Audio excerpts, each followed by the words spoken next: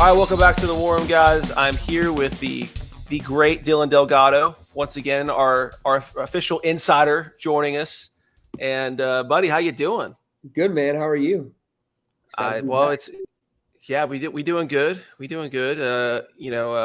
Work's going crazy because everyone's trying to get in their stuff done by the holidays. So it's it's slugging it out for the last couple of days until take a week off. So it's that time of the year. We are here to talk about some Texans, baby. Coming off of a big win against the Tennessee Titans after they decided to change their uniform schedule, 4 or 5 weeks ago, to wear the Oilers jerseys against us to kind of clown us. And Mike Vrabel comes in wearing the Bud Adams hat with skinny jeans and boots, which pretty much perfectly sums up the Tennessee Titans franchise. That's kind of their vibe over there in Nashville. It's a really good metaphor. And the irony was strong with this one. So, it's not like us Houstonians are petty that a franchise that wore those uniforms for 2 years is mocking the town that got to put all the history of those with 36 years of history in those. It's not like we're petty about that or anything, right? No, there's definitely way more history they accumulated in those 2 years after they moved than the 36 they spent in Houston. We're not mad about that at all. Right. No. So anywho, big win yesterday. Case Keenum gets to start over Davis Mills. That was another big topic, and defense played great. Oh my gosh! Just right off the bat, if you would have told me this was possible, let alone our team, any team in the NFL, I would have I don't know what I would have done, but I may have pulled my hair out. The Texans held Derrick Henry to 16 carries for 9 rush yards, 4 receptions for 1 reception yard. They held the man to 10 yards total on the day. It's the least amount of scrimmage yards by a player. They made with 20 plus touches in NFL history. Yeah, they made history with that. And without Will Anderson, it's not that. Yeah, it's not that I knew that was possible, right? I knew having a good run defense was possible. I knew maybe against an average running back, that's possible, right? People have done that to us all year. It's true. Great. Without Will Anderson, I would have told you that's not possible. Yeah. But it's incredible. Barnett stepped up. Jonathan Grenard is going to get so much money this offseason. It is going to be insane. 12 sacks, and we got 4 games to go? He could break Mario Williams. I think Mario Williams had 15, 16, which is second in franchise history. And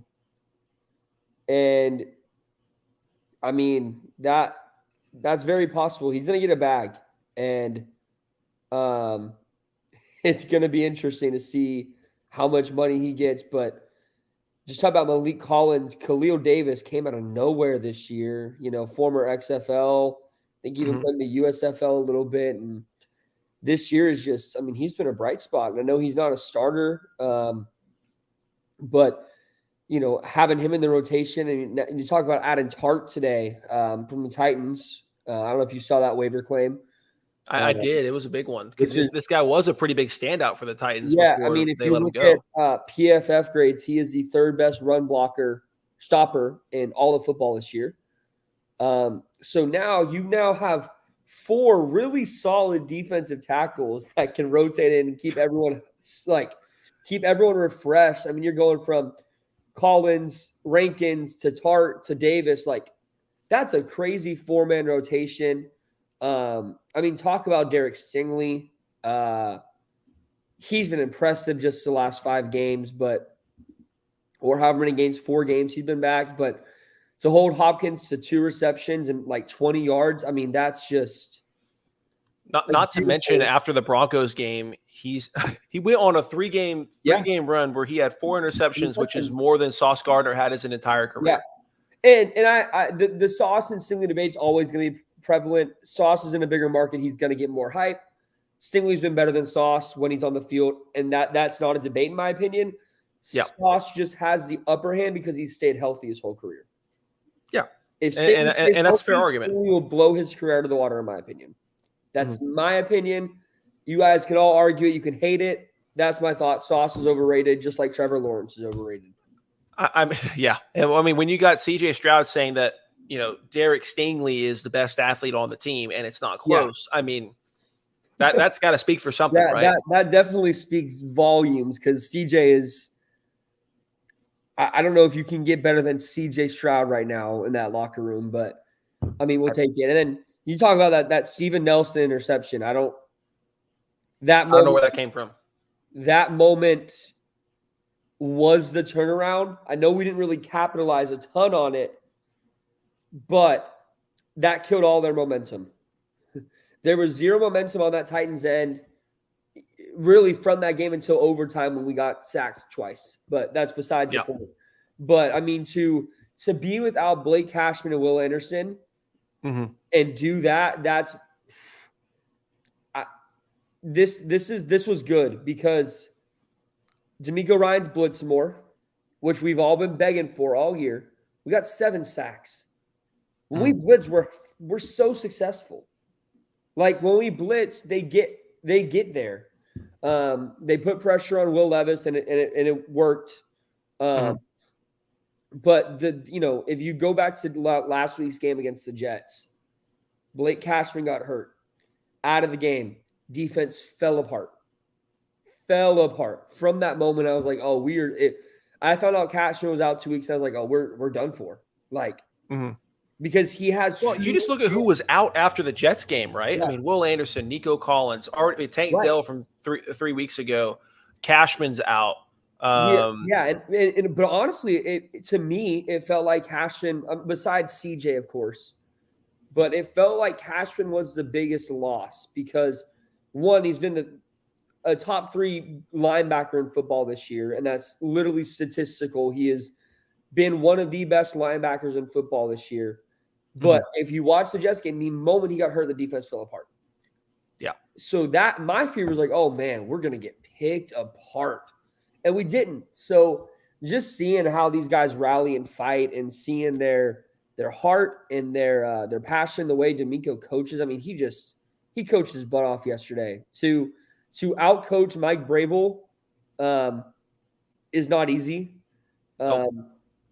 The guy's a phenomenal coach in my opinion, and he made Tannehill look good for a season. Like he has done a very good job in Tennessee as a coach. I mean, they know our franchise incredibly well. They know those players well because, they were here. So it's true. He was here, and just for D'Amico Ryans to get that win with none of his team even playing, to know that, hey, in a week and a half, I get to play them again with my quarterback, with my wide receiver, with my defensive end, with my linebacker, with their defensive tackle who's top and run blocking. We just shut down Derrick Henry. And at home, I think, right? And it's at home. It's on New Year's Eve. Like you've shown like, hey, this game is very, very winnable to sweep them. Now you got to not get too confident because we saw what happened against the Jets and the Panthers and the Falcons. But it's just a good feel for D'Amico Ryans. It's a good look. Not many teams are going to win that game with, on their 4th right tackle, their 4th center, 3rd quarterback. By choice, but 3rd quarterback. 3, 4, and 5. Their 36-year-old QB who hasn't started a game in 2 years. Yep. Who didn't know he was starting until Saturday morning. Like, which, I mean, look, Case, if you're talking about a quarterback built for that moment, though, it's Case Keenum. The dude literally got called down from a deer blind before I think the Texans played St. Louis or whatever back in the day. I forget what it was. Just came in and then just casually won the game. And, just casual. And part of it, I respect them. And this may have been the plan the whole time. I don't know. I wonder if the plan was, hey, Case was going to start all week, and he knew. And Davis knew. But, hey, Davis, you're going to get team 1 reps. Everyone's going to think you're the guy. And then Saturday, you know what? We're going to start Case, and Tennessee has no preparation for Case Keenum to be the guy. Right? I don't think that was the plan because at the end of the day, there's no film for Case Keenum in the last 2 years. Yeah. So, I mean, it's not like you can go watch what Case has done with any of our receivers before. Just go watch the Minnesota Miracle. I mean, that's all you got. Yeah. I mean, but, they've seen Davis. They've lost to Davis before. They know that Davis is turnover prone. So they're gonna put him in situations where they try to trick him more. It just made sense to start Keenum, and a lot of fans were upset about it. A lot were happy. I mean, the fan base was torn, but at the end of the day, they chose the right guy. If we lost, that probably would have looked maybe could have backfired on D'Amico because the interception would have been what cost you the game. But we won. D'Amico made a good coaching decision. Furthers his evaluation for Coach of the Year. Absolutely. I mean, and here's the other thing. When it comes to, I think, Keenum's performance, the other thing you have to look at is how many times that D'Amico Ryans had faith in not only his offense being able to come back and continue to drive down the field. You think of how many times they were in the 10 or the 15-yard line, and he elected to go with the field goal. And like I'm pretty sure every Texans fan was like, just screw it, go for it. Like just go for it. We need to break out. We need to level this thing. And D'Amico continued to have confidence in his defense, as well as like people talk about, oh, well, if you're kicking short field goals, it means you're confident in your defense. It also means you're confident your offense can get that close again. Yeah. And against a pretty good defense as well. And credit to the defense. I mean, they were doing a bunch of 3-and-outs. They were controlling time of possession. I think in the first half, the Texans had a 6-3 advantage in regards to possessions. Yeah. And, you know, I think D'Amico just did a really good job. And really, it kind of sums up his whole start at being a head coach so far is he is so poised as a head coach to be able to make these mature decisions that I think, I mean, the majority of like NFL coaches right now in these situations are just saying, screw it, go for it when it's, 4th and 3 and we're down by 2 scores. And you got to look at like his challenge management was, I mean, there was that massive play that he lost the challenge in the first. That's besides the point. That he shouldn't have lost that challenge. That questionable call, but there was not many questionable calls that game, so I'm not even mad. That second challenge that first challenge in the second half, that was a game changer. Overturned it. He waited until the last second to the flag, overturned it, which was a beautiful decision. Overturned, sack immediately. All the momentum is gone. All of it. And then the Texans own the momentum. I mean, it's the little decisions have shown that D'Amico has the knowledge to be the head coach. The time management in overtime was a little odd. Odd to me, and this doesn't need to be talked about a ton because we won the game. But you got about 9 seconds left or whatever. Or no, I think you have 13 seconds left or something. You don't call a timeout. You let the clock run down, and you're going to kick the field goal on 3rd down. That was odd to me, only because it's a 54-yarder. And I know you got to trust Keenum because he's been good. That's just who he is. He was rock solid that game. But why don't you just try and get 5 yards closer? Why don't you just hand the ball to Motor, who was on fire that drive, and maybe he gets you 10 yards closer? You know what I mean? I think everyone was kind of scratching their head there. Yeah, and I think all of Texans Twitter was kind of like, why are we? Even the commentators like they're not going to go for this. They're going to trust Keenum because at the end of the day, I get it, right? Run the clock down. You don't get the fumble. Worst comes to worst, you tie. I mean, I get it, but I personally would have said just, hey, give the ball to Motor, let him get 3 or 4 yards. But then I think the risk was, well, they know we're going to run it. What if they stop us for 5 yards and now it's a 59-yard field goal? So I think, in the realm of it, he made the right decision of, hey, let's not risk the penalty because we've seen the O-line hold. Let's not risk the Case Keenum turnover. Like, let's just trust our kicker. And, man, it's good to have Kymie Fairbairn back. Very much so. Very much so. I've missed that leg, man. You don't appreciate your kicker until you miss him. Oh, absolutely. I mean, when we had our, 3rd string running back kicking field goals, that was epic. That was epic. I was at that game, man. That was crazy. Oh, my goodness. It was so cool. I was the first to report that, actually. I was at the game, and I saw Dare walk out with Cam, and I was like, where's Kymie? Why is Dare Ballway out here? And bro walks out, and I see him kicking. I'm like, what? And I tweet out, I'm like, something to take note, like, Texans running back Dare Ballway is taking kicks, like, at halftime. And then I texted Aaron Wilson. I was like, bro, like, You got anything going? Like, what's going on? He's like, I think Kaimi's hurt. Like, I don't know.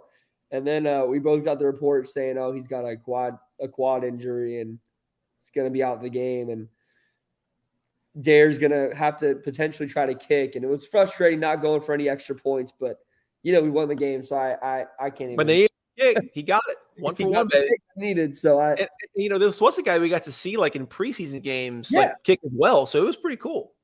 Yeah, I mean, and Justin Reed, that's why I like Justin Reed when he was our safety. I mean, he's of course on the Chiefs now, but there was a period where Kaimi was hurt and Justin was our kicker for a game, and he was great. So, having a guy like Dare is good. Dare's a special teamer at this point, but the fact that you can have a guy that was a soccer player, has some experience, who's made a kick when you need it most, like on your bench is good. I personally, I would have let Dare kick more than Matt Amendola.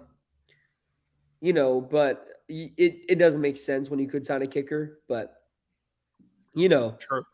That's besides the point because we're past that season. We got Kaimi back, but yeah, man, big change, crazy stuff. Yeah, so let's kind of look into, I guess the current injury bug, right? So you got CJ Stroud; he should be coming back soon, right? Are we expecting him to clear protocol by next week? I believe he has cleared most of the phases. He's got to clear like the last stage or two. So I think the hope is that he'll be practicing by Thursday and he could play. He could play Sunday. His status is, in doubt still, of course, because they just don't know really what that looks like, because you never know when you're going to clear concussion protocol. But especially after what happened with Tua last year, the last thing you want to do is you make it seem not just to your team but to media like you're rushing someone through protocol with this. And D'Amico Ryans has clearly said like we care about his long-term health more than one game of CJ Stroud. Of course, I want him on the field. This is a big game. This and the Colts game is the hardest game we have left, man. Whew. But both very much important.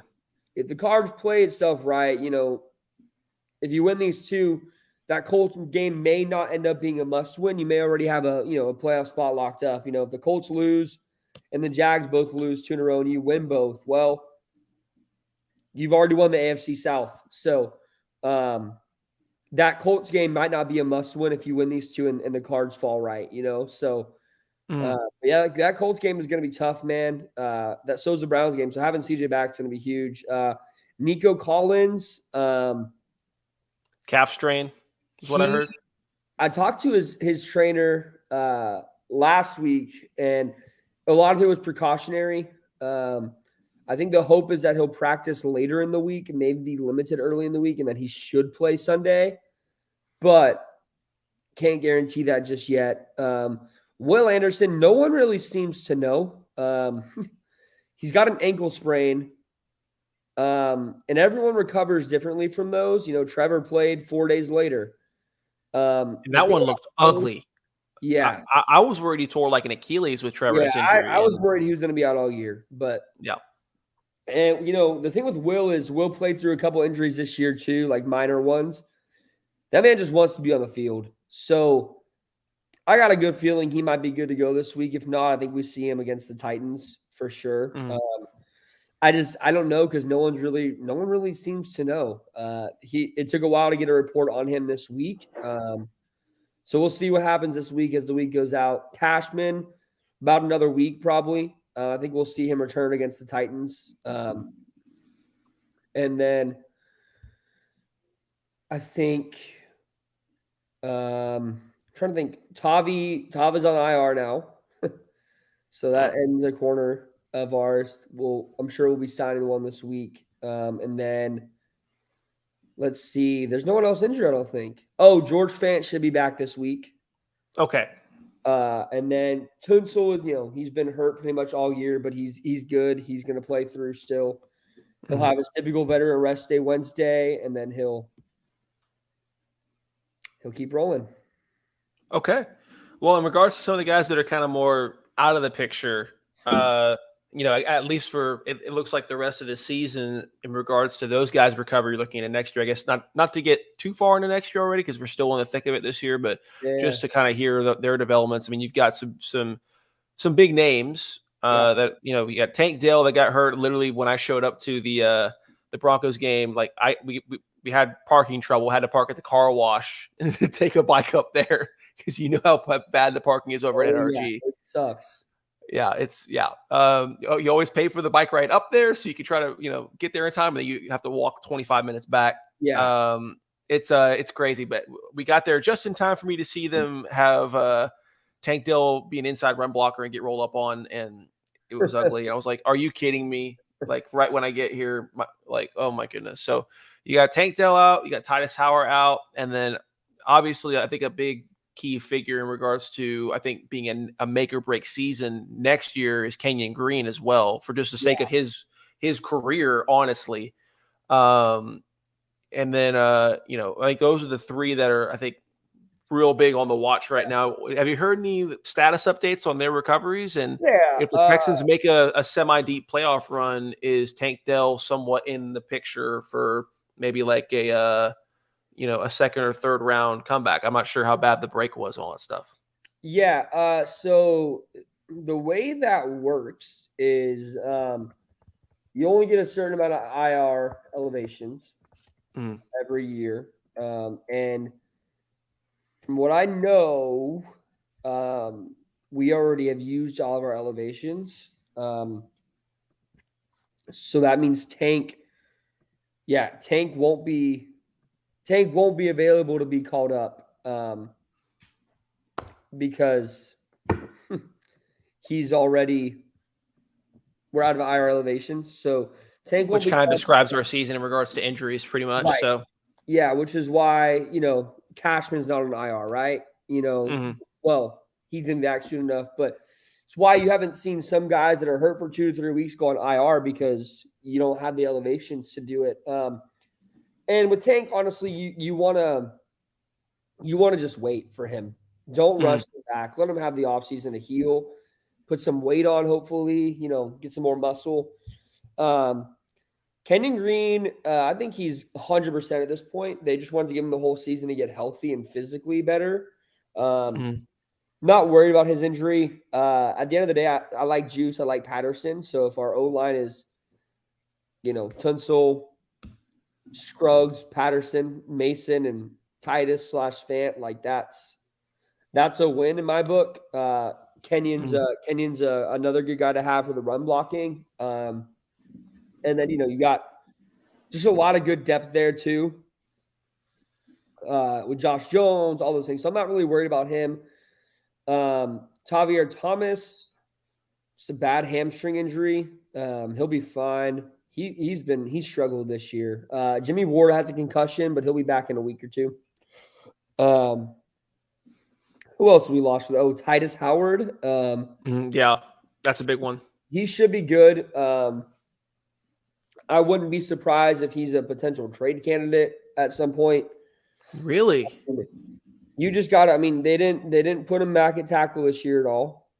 Because Fant was doing really well. You got to look at the O-line, I think now with the system and staff we have, as the Texans can elevate anyone. They have a good staff where they can make players better than they are. The Patriots did that for a while with O-line. The Niners do it. We went a week or two without Titus, Tunsil, Juice Scruggs, and Fant. We had a practice squad O-line out there, and they didn't let up a single sack. Granted, CJ had to make some quicker throws and stuff, and he had some magic going on, but that in itself is big. So I think, if you're talking about, in a year, you give Titus another year and then his contract has a little more space to move, they can get a first or second for him. They might be willing to move, I don't know. That's a thought I've had that definitely could be a possibility. But Titus should be good. I'm hoping he's back at right tackle because he's just not a guard. He's just not. He's not an offensive guard. He is a right tackle for sure. So and that's what we're paying him, right? I mean, yeah. Oh, that's why we paid him a lot of money. Him and Tunsil. And we re-upped their deals at the same time, if I remember correctly. Pretty much, yeah. Pretty much. Tunsil did get extended. Yeah, he's got like 3 more years here or something. So that's right. Okay. So I'm thinking back to 2 or 3 years ago. I think I couldn't remember if maybe their initial contracts were at the same time and then the extension happened. This is digging back into the dark year. Well, I say the dark. Yeah, they weren't just a couple seasons ago. Tunsil got extended this offseason because I remember he was very excited about, and he was the second. He was the first O lineman, maybe the second, the first highest, like the highest paid O lineman in football twice. So, that's right. Yep. About that. So, and he negotiated all of his own deals and stuff. So yeah, man. Which is becoming a little more common nowadays, which is kind of crazy because that's kind of how it was in the old days. And then we went through where it was agent only for like 30 years straight. And now we're coming back to it's just weird. A lot of guys, they know how to sell themselves. They've been the best player in football for, a few years. And like, oh, yeah, I'm good. I don't need an agent. Like I can go wherever I want. They're going to pay me the money I want. So pretty much a lot of these guys, I think they have an agent if they need it, or they don't want to do the work themselves. True. So looking at the Browns matchup going into next week, number one, how important is this game for Texans fans with it being a non-division matchup? But still, you're looking at three teams between the Texans, Colts, and Jags that are all even record, and it seems like possibly every game could matter closing these last 4 games out. So number one, how important is this matchup? Number two, how important is going to be certain availabilities of players going to be, especially when the offense is looking at one of the best defenses in the NFL and looking at in my opinion, the no question defensive MVP of Myles Garrett. And then, on top of that, how important do you think it's going to be for Bobby Slovik's offense to adapt to whatever the Cleveland Browns throw at him? Yeah, I mean, it's like you said, every game is pretty much win. You got to win. If you win, you control your destiny for the most part. But think about it. You win this game, you're now tied with the Browns, and you have the tiebreaker over them. So you're in, and they might be out. So, this win evens the playing field even more, and it gives you tiebreaker over the Browns, Bengals. I think that's it, but you get my point. Yeah. So that's really big is you got to win. You got to win. You can't, you can, but you're probably not going to make the playoffs with only 10 wins. Just how tight this race is this year. It's a crazy thing to think of, right? Like, yeah, but it's not the first time it's happened. I think we've seen multiple 10-win teams last season out of the same division not make it. I think this was with the Browns division? I think so. Yeah, between the Steelers, Browns, one of those two, I don't know. That division in particular, between the Steelers, Ravens, and Browns, those three, and it's the Vikings in that division too? I can't remember. What division? I just know that division that division is a slaughterhouse when you have the Steelers, the Ravens, and the Browns all in there. And I remember there was a couple years where there was at least one 10-win team coming out of there not making the playoffs, and other divisions up there as well. Yeah, so it's a tough race. The big thing is I'm not as worried about stopping their offense. Flacco's been solid for them, but I think if you pressure the old Joe Flacco, you're going to bring him down to the ground a few times. And Stingley's going to be pretty much all over Amari Cooper, which that brings me no fear. That brings me no worry. The big thing is really going to be what can our offense do, especially if we're without CJ. This team is one of the best passing defenses in all of football, and they're pretty high up there in the run defense too. And we know our running offense is pretty hit or miss. Motor had it going this week, and he's got a lot of momentum on his side, and I hope that carries over. So the big thing is going to be when the Browns make mistakes, you have to capitalize. We can't drop an interception. We can't get a big stop and get a PI call. Because at the end of the day, the refs are going to want the Browns to win this, so you're already probably unfavored going into it. Yeah. So you got to keep that in mind. And I mean, you got to be disciplined. You can't be jumping off sides. None of that stuff can happen. Tunsil. Game. Everyone. You just can't be doing that kind of stuff this week. You're going to have to be risky. You got to score points when you can. If it's 4th and 1 and you're a few yards out of field range, go for it. Go for it and get the first down, QB sneak, whatever you got to do. Like you're going to have to be aggressive this week. You're going to have to throw a lot of pressure. You're going to have to try things and hope they work. At the end of the day, if you have CJ, I'm not worried. I will say Case Keenum versus Joe Flacco will be the least expected game of the year. And it's a blast from the past. No one had that on their bingo card this year. But it's going to be a tough game. Like I said, this defense is really good. They're maybe besides the Ravens, the best defense we've seen all year. I would agree. Cooked that Steelers defense. The Jets defense is really good too. So, I mean, those are the 3 best defense we've seen all year. And we saw how that Jets game went. So, well, I will say the conditions of the Jets game also played a huge factor with it raining and everything. That kind of really didn't help the pass game that much. And then not to mention MetLife turf with rain is just abysmal. For sure. The statistics in regards to how many players have had injuries, let alone the catastrophic injuries we've seen just this season on that turf, and the amount of individual complaints from players, it's wild, dude. Like, I honestly wonder if players are going to start making like petitions for the NFLPA to get involved and have certain stadiums forced to be renovated. Something about it this offseason. I mean, it's just the whole world has talked about MetLife turf, and it's not okay. So I don't know if they'll ban turf. I just think they will force MetLife to either take care of it better, or hey, you got to get grass. And also, like,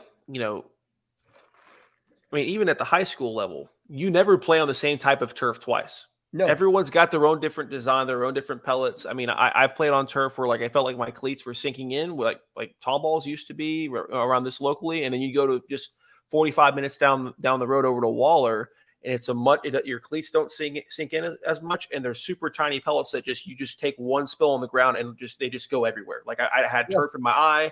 I would have like just stuck to my face. Like you just go week to week. And I really believe, I mean, it could be different in the NFL, but obviously it is different with MetLife Stadium, but no one I've never played on the same type of turf twice. Yeah. And that's a wild thing to consider, especially with the NFL. You would think there'd be a way for them to standardize, but obviously there's something wrong with MetLife's turf. But to kind of get back into kind of the outlook of the Browns game, I will say one thing that I've really, really appreciated with DeBeco's defense so far this season. Now, granted, he did have to dial up the blitzes in the last 2 or 3 games to just provide some different looks and really just cause some havoc, especially in the second half of games. But I honestly see the opposite of what has been going on. Not to dive into the college football world too much, I see the opposite on the success end with what the Texans defense has been able to do with how they get pressure, and the opposite on the failure end in regards to how Texas A&M was getting pressure this season, where with the Aggies, it's okay. In the first half, we throw a bunch of blitzes in. We're sending at minimum of 5 to 7 on third down or second and long all the time. Yeah. And in the first half, we get pressure. We're getting sacks. And in the second half, we continue to just do that. We don't change it up. But more importantly, we have an inability to get pressure with 4, just sending 4, with either out of an even front or, putting 3 down and sending 1. And that forces us to get any kind of pressure. We have to send 5 or more, which means if we don't get home within 2.5 seconds, that ball's coming out with a really easy hot route because everyone's manned up on the edges. Right. And you're probably just playing with 2 high safeties too. So switch, switch routes, pick plays are really easy to do if you can get the ball off within 2.5 seconds. So on the opposite side of that, with what D'Amico's doing, he's putting his defensive linemen in a lot better positions out of his even fronts. And he's allowing them to be successful, right? I mean, and more importantly, our defensive line is good enough and well coached enough to be able to get pressure on their own while still containing the quarterback. And that's another big thing. I really think if you watch this defense versus A&M's, you kind of see just the whole thing flipped on its axis, right? So I think it's so important how in the last 3 games, especially when they weren't sending 5 or more, they're still able to get some kind of pressure with 4. And that allows us to be, get coverage sacks, and then also force bad throws into windows that aren't there, or maybe the QB thinks it's there, and then someone pops in front. That's kind of that's what won us the game against Russ. Was he thought he had a hot route wide open over the middle, and throw comes a tad late, easy pick. So our ability to get pressure with 4, I think, is on the defensive side of the ball really key, because whenever you can get pressure with 4, there's not necessarily a great answer from the offense for that, because it's like, okay, if someone's getting pressure with 5 or 7, you can get some hot routes, you can do some quick picks, you can do some screens to kind of force them to back off a little bit. When someone's getting pressure with 4, what do you do? Because you're already just trying to get some quick pass plays, but if they're hitting you with 4, there's nothing. The only thing you can do is tell your guys to be better. It's just right. Yeah, and whenever your coach just says, "Can you just be better?" That's the most heartbreaking thing you can hear as a player. So, I think for both teams defensively, between the Browns and the Texans, I think whoever can get the most pressure on second and long or third down, whenever it's passing down, so whoever can get the most pressure consistently with 4, or only sending 1 out of an even front or 2 out of an odd front, I think that will be a pretty important metric to look at.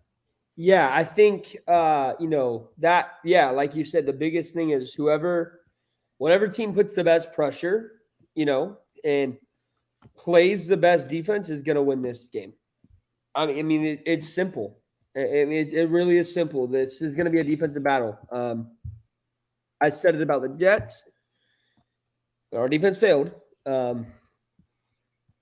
were on the field all game because their offense wasn't capitalizing on anything. But, this is going to be a defensive battle, and, you're going to have to just go out and apply pressure and force them into mistakes. That's really it. Like you said, rush, play man, don't play zone, don't play safe, play aggressive. And when you play aggressive, you're going to get somewhere, I think.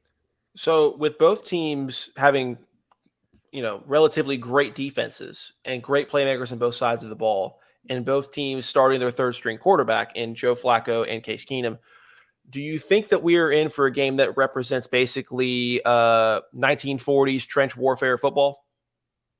It definitely could. Definitely could. I think they're a little beat up too, that team. They've had a lot of injuries this year too. So, neither team's going to be at full strength.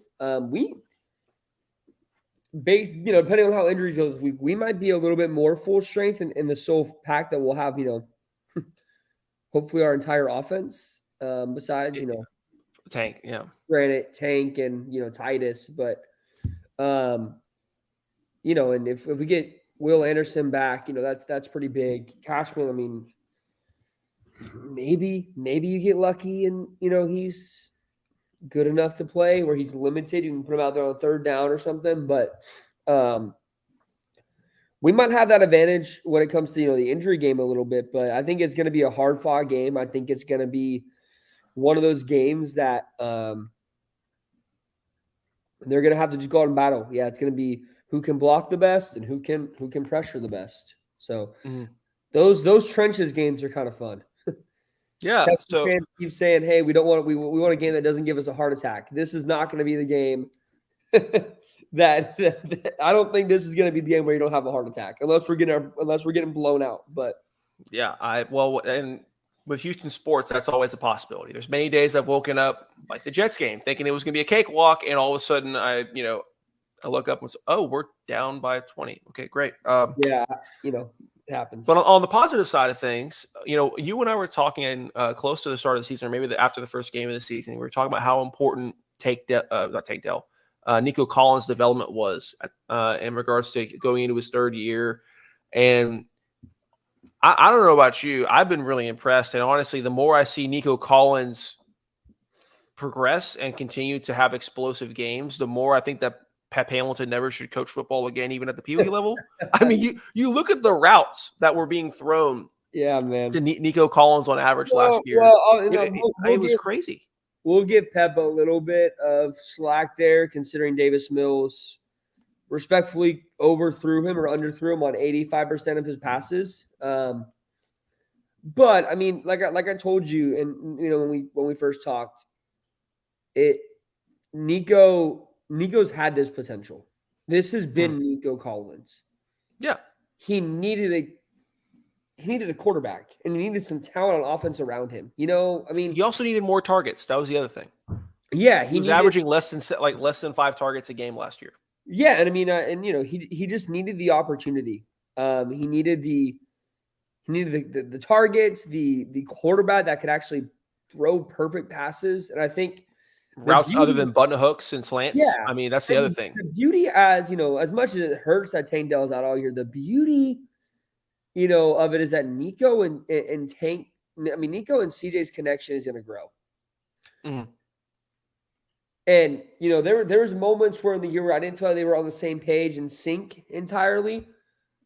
They got 5 games. Well, now 3, but they got 5 games where it was just them together, and he had to not rely on Tank because, that's his boy. And he wanted us to draft, all that kind of stuff. But now he gets this opportunity just to really get tighter with Nico. And, well, it didn't take him long because in the Broncos game, he threw to him for 196 yards and a touchdown, I believe. Right. I mean, and you see it like they've had a connection, but there's been plenty of times where he thought he was going to go one way and he didn't. It's little things like that, but they're going to get that opportunity to clean it up and build that strong connection between a quarterback and a wide receiver. And man, you might have 2 or 3 wide receiver ones next year. Yeah, I mean, and you think about how much everyone's been like smashing their heads into the wall over the last few years since we drafted Nico, with him being a physical freak and honestly a steal. He's a guy who runs a 4.41 40. He's 216 pounds, maybe up to 226 at this point. With more muscle, he's even put on more muscle than he had to begin with, and he's 6'4". And then it's to the point where over this last offseason, Andre Johnson was actually training with him to help him out. So you look at it, you want to talk about untapped potential, or maybe just I don't even want to say untapped, because at spurts he's looked really, really promising in certain games over his first 2 years in the NFL. But just I'd say more unshowcased, maybe almost unused potential, just inability to get him targets and then capitalize on the few targets you give him. And I do think route selection from the offense in Pep Hamilton's offense was a big thing. I mean, there was actually a diagram I saw where they charted the majority of his routes, and it's like he didn't even come inside the hash marks more than like 15 to 20% of the time. And you look at where all the success was in the Broncos game, he was catching all kinds of balls over the middle, running posts and deep slants and 10-yard ends. When you hire a guy as your offensive coordinator who's a passing game coordinator for one of the best offenses in all of football, you're going to see good routes. People will give Bobby slow with Kate, but man, Bobby's done an incredible job this year. He's called plays well. He's had his moments, but he's a rookie OC. He has gotten the best out of people. He, this week was a big week for him, saying, "Hey, I'm going to give Dameon Pierce 1 carry." Yeah, that's wild. That guy. Like, I didn't think we would see the day where he did that, but he did. And, things like that show that he's realizing things and he's grown as an OC. So I'm excited to see, what a full off season of CJ, all these guys, after a year in the system, like what next year could look like, obviously, with Bobby if he doesn't get a head coaching job. So you mentioned Dameon Pierce. Let's talk about him, because I know he's had a little bit of injury issues this year, but he hasn't had a 50-yard game since week 5. In regards to just rushing yards alone. This is a guy that was dang near 1,000 yards rushing last year. Then he probably would have hit it if he didn't catch the injuries on the back end. What I guess, can you describe to everyone what's kind of going on? Obviously Singletary's doing a fantastic job, But can you describe the transition between our 1 and 2 backs, and then what does Damien's future look like? I don't think we count Damien out yet. I think the big thing, and he talked about it in the offseason, is this is a new scheme for him, and it's not a comfortable scheme for him. He has to learn how to navigate it. He's spent hours and hours watching Christian McCaffrey, just trying to get, how can I fit in this scheme? So I wouldn't count Pierce out, but I also don't think he's an RB1. I think he's going to be a A.J. Dillon type of RB2 power back that, you can use in big situations. But, the transition to Motor being the RB1 kind of happened because Pierce got hurt. Yeah, that was the thing. Pierce missed 3 games, and we saw the running game come to life a bit, and they didn't look back. They gave Pierce some touches, and he looked better. He looked better. I think he had a 30-yard rush 1 week, and he's looked better. But at the end of the day, we've seen what Motor can do in this system, and I think, you keep Motor around, or you go sign someone like DeAndre Swift or Josh Jacobs, man, that's going to be a nasty core. And, there's always the opportunity to trade Pierce. I'm not for it because I think he's a baller. And I think he's an insane athlete too. Yeah, I think he's an insane athlete. I think, you're on the 2-yard line. You need a touchdown. You hand it to Pierce. He's angry. He's gonna get there. I think for him, he's just got to learn to see the open hole. He loves to run at a defender. He loves to find, who can I tackle first? Who can I run through? That's cool and all, but I want yards. If you see a hole run through, he saw a hole and got a 30-yard rush. So for me, if he can't do that, then happily, go get your 3rd-round pick, 4th-round pick for him. Because you can draft a RB that's a scheme fit. But I like DP. I like the energy he brings. They just need to use him correctly as well. Don't go throwing him out there on 2nd and 20. Fair. And, he has that explosiveness too. When he does find the correct holes and everything, his athleticism is incredible. There was multiple times last year he would break out for 25 or more yard runs when it looked like there was just absolutely nothing there. So I think you bring up the scheme change. I mean, kind of hits it right on the head. I don't think it's what a lot of people are thinking in the front of their minds right now. Yeah. But also we still can't rule out, hey, maybe we still also don't know how healthy he is as well.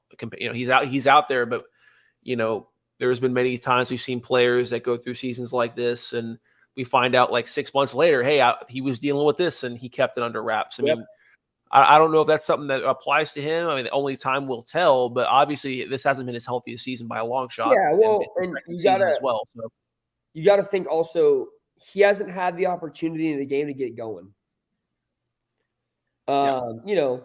We realized pretty early that, hey, we got to pass more, and the beauty was that Singletary gained some momentum through the injury, but before that they were splitting carries. So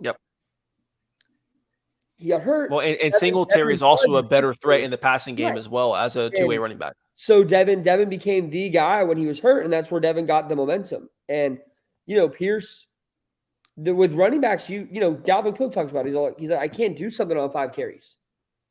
Yeah. I might need 10 to get my first big run. It's true. The more you run, the more you wear down the D line. So it's hard for Pierce to get momentum, I think, too, because he hasn't had the opportunity to get 4 carries in a row. 10 carries, 12 carries a game, right? He's just not seeing that right now. So I feel for the guy, but you gotta do what's working, and Motor's working, and without Devin Singletary, you weren't beating the Titans yesterday. And that's very true, especially with his, like I said, his pretty much game-winning play was a reception he caught for 25 or 30 yards to get us within the 40-yard line. And then he rushed for a touchdown and he got called back. but Yeah. which was stupid. But I mean, he has not even been the starter in most of the games, and he's 300 yards away from 1,000 yards, which is wild. I mean, he has stepped up. He's having a career year, in my opinion. I trust Motor. I think you re-sign him this offseason, but you keep letting him be the RB1. I think it's time to say, hey, you're the RB1. Pierce is that power back, that red zone threat. Even using Dameon Pierce as the fullback could be cool. Not as the fullback, but put Pierce and Singletary out. Let them think Singletary's going to get the ball, and it goes to Pierce. Whatever. But yeah, Devin has been exceptional, and I think he has won that job very well. Now, when we're looking at the matchup with the Colts in 2 weeks, just to close on this, once again, but you got another team with a backup quarterback in Gardner Minshew who has been playing very well. A team with Michael Pittman, some decent weapons at receiver to look out for. They got a good rookie over there. A defense that's been, good in certain games, bad in others. It's kind of up and down with them. How well do you think the Texans match up against the current, once again, 8-6 Colts? I mean, we lost to the Colts this year. Yep. We were making progress, and then Anthony Richardson got hurt, and a veteran came in and cooked us.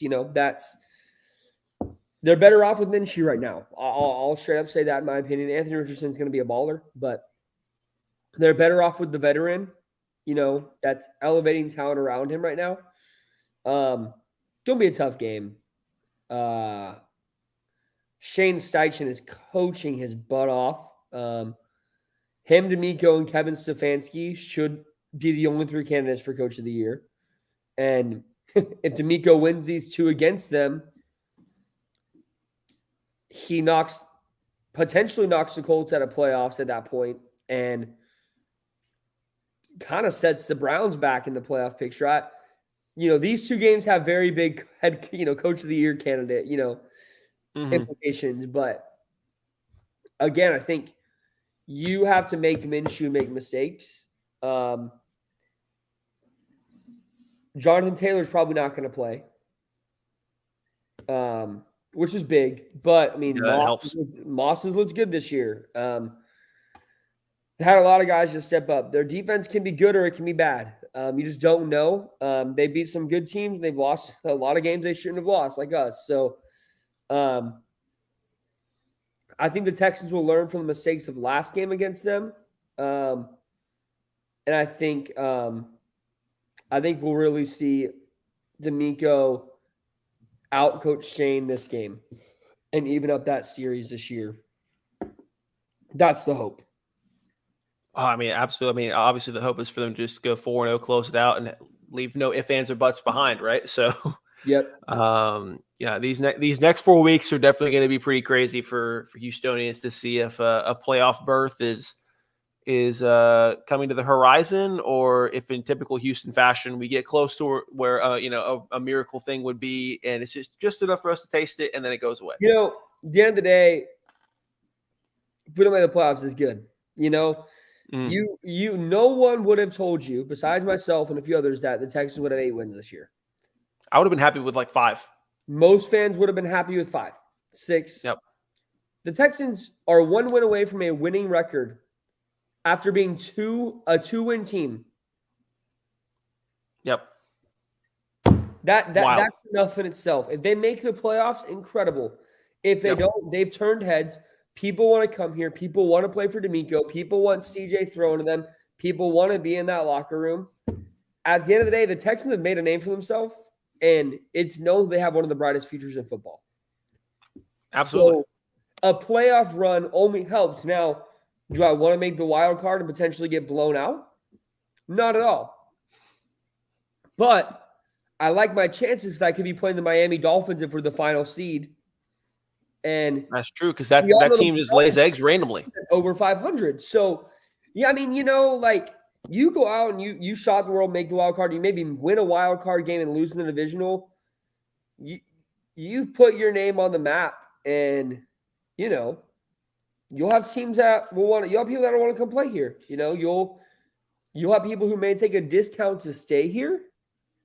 I mean, you don't know what happens with these little these victories. So winning these games and making the playoffs would be huge for the future of the Texans. But if they don't make it this year, man, like the fact that they have more wins this year than they did in the last 2 years, almost 3 years combined, almost 4-3-2. We're one win away from that. Yeah, one away from time. In the last 3 years, we've had 9 wins. We have 8 this year. Like, we're talking about exceeding expectations. The Texans have done everything. They can run off into the sunset if they're not in the playoffs, and they'll be good. They'll be healthier next year, and they'll hit the ground running. Well, and I think everyone has to keep in mind that Nick Caserio was such a huge part in putting this together as well, with consistent draft picks. And we went from, like, just look at the defensive side of the ball in regards to talent. We went from our best defensive talent, in my opinion, 3 years ago being Charles Omenihu, who when we let him walk, I was like, he's the only consistently above average guy we got. And now I'm like, now he's over at the 49ers, and I'm like, well, of the guys we've got, I wouldn't take any of them out and put him in. And that's for all 4 over there. So I think it's been incredible, how quick of a turnaround the roster in itself and the development of the roster has been over the last 3 years, but especially from last year to this year, and with how well we fit with our rookies. It's all about the high risk, low reward. Last year we traded for Blake Cashman. High risk. Low risk. Yeah. High reward. Shaq Mason, traded a 6 for him. Low risk. Incredibly high reward. You look at those moves and you say, yeah, this guy knew what he was doing. Like, he knew what he was doing. When you – yeah. I would apply this to draft picks as well. You look at Nico Collins. He was a 4th-round draft pick. For a skill position, that's relatively low risk. And now we're getting rewards there. Tank Dell, 3rd round. Pretty much low risk. The entire tenure of his drafting has been Kenyon Green. Yep. It's the only question mark you've had. And like that, you don't see that in GMs. Like, sure, he may not go and trade for someone big at the deadline, but, Nick is not going to overpay. Yeah. He is simply not going to overpay. He knows the market.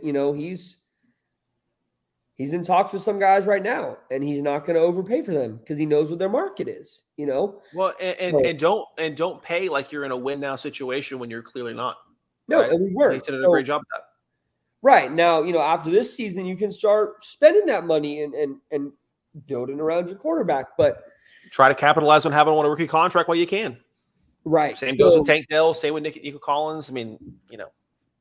Yep. So those things, you just got to, like, Nick has done a great job. And for the people that said they wanted him fired, they're clowns. And they didn't realize that when he came here, he was in -40 in cap, and he brought us to 20 in cap somehow and couldn't sign anyone because he had, no cap. And then he had $120 million in Watson negative cap hit. So he couldn't do much there. So a rebuild's a process. A rebuild isn't overnight. You got to clear cap. You got to get the right guys. He's done that. Now this offseason is really his. Last year was a glimpse of it because you had a little bit of money. You got your coach. You got your picks. You got your quarterback. No. This offseason, Nick can do what he wants now. And he's got a marketable team to sell to free agents as well. And we really haven't had – He's honestly, the Texans as a franchise have not been a team that has been known to make huge free agency moves. No, Tyrann Mathieu has been our biggest free agency signing ever. Yep. And it's to the point where you got like Arian Foster and Andre Johnson, like when they did a podcast together, even say like, yeah, like there was many times like in 2012 where a couple, like we kept talking about building through the draft, but they're in a win now situation, right? It's looking back, it's frustrating, but now looking forward, it's exciting to think, well, maybe we do have a GM that when he gets some money to play with, and now we have a marketable team with it. And in this day and age, man, inflation and all that stuff, like people want to be in Texas because you ain't paying any money on those taxes. beats New York. I mean, look what Shohei Ohtani just did, where he's you're putting off his paycheck here for until like 10 years from now, and then he'll move back to wherever and get his taxes there. I mean, you're $12 million here compared to your $14 million in New York or LA. You're making more here. So though, those guys keep that in mind too now, I think, and that's going to help, us and the Cowboys, I guess. Also real estate. That's another thing. Much cheaper here. Yeah. We are the better side of the state. So, but it's going to be fun, man. It's going to be a fun rest of the season, a fun off season. I'm excited. I'm excited to cover this team and meet some of the guys at the Charity Classic, all the things. Sick. Well, Dylan, thank you so much for joining us again today. Once again, I'm going to have to get you back on another 2 weeks or so. Yes, once we see the chaos unfold. And dude, always a pleasure talking with you. Yeah, man, let's do it. Appreciate it. Peace. Peace.